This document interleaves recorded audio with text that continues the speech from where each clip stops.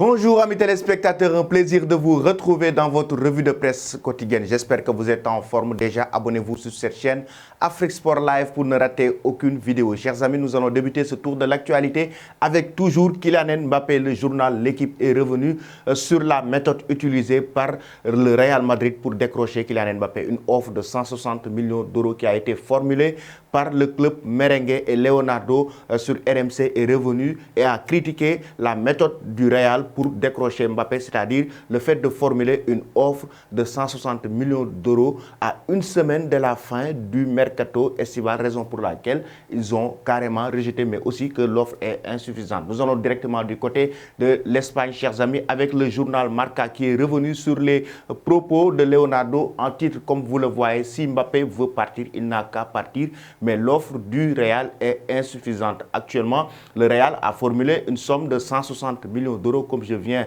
de le dire, et que Leonardo est revenu pour expliquer que cette offre est insuffisante par rapport à ce qu'ils ont fait à Mbappé. Ça veut dire que le Real va forcément formuler une nouvelle offre pour pouvoir décrocher Kylian Mbappé. Ça est que l'offre du Real en premier temps est, chers amis, rejetée par le Paris Saint-Germain. Nous allons toujours rester en Espagne avec le journal AS qui est revenu non seulement sur les propos de Leonardo, la mise au point du directeur sportif du Paris Saint-Germain, mais qui lâche une bombe. Le PSG veut 220 millions d'euros. 220 millions d'euros pour laisser partir Kylian Mbappé. C'est ce que nous explique le journal AS, que le Paris Saint-Germain veut une somme de 220 millions d'euros. Et Leonardo l'a carrément dit, l'offre de 160 millions d'euros du Real Madrid est insuffisante pour décrocher Mbappé. Le journal Sport nous parle d'une guerre entre le Real et le Paris Saint-Germain.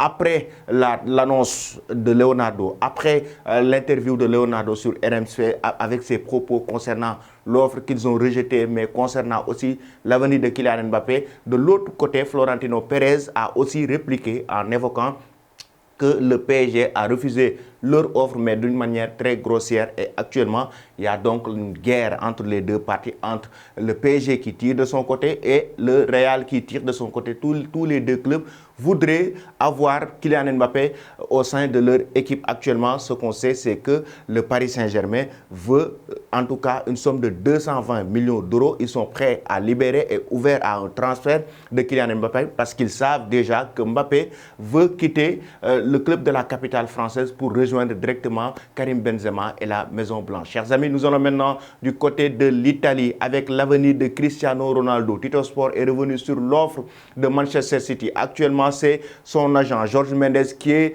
du côté de l'Italie, arrivé à Turin pour une réunion avec le joueur portugais Cristiano Ronaldo pour parler en tout cas de son avenir. C'est une semaine avant la fin du mercato estival, et Cristiano Ronaldo actuellement n'a reçu qu'une seule offre, c'est-à-dire c'est Manchester City seulement qui est ouvert à un transfert actuellement pour le joueur portugais. Et Jorge Mendes, selon Tito Sport, est venu à Turin pour présenter cette offre à la Juventus de Turin pour pouvoir laisser partir Cristiano Ronaldo du côté de l'Angleterre pour pouvoir faire son retour en Premier League avec Manchester City. Justement, parlant de l'Angleterre, on va évoquer non seulement Tottenham avec Daily Sport, qui est Sport Express, qui s'est non seulement prononcé sur Harry Kane, qui a donné son accord à Tottenham qu'il va rester au sein du club. C'était sur Twitter qu'il a lancé ce message qu'il va rester, mais aussi Pep Guardiola, I'm going,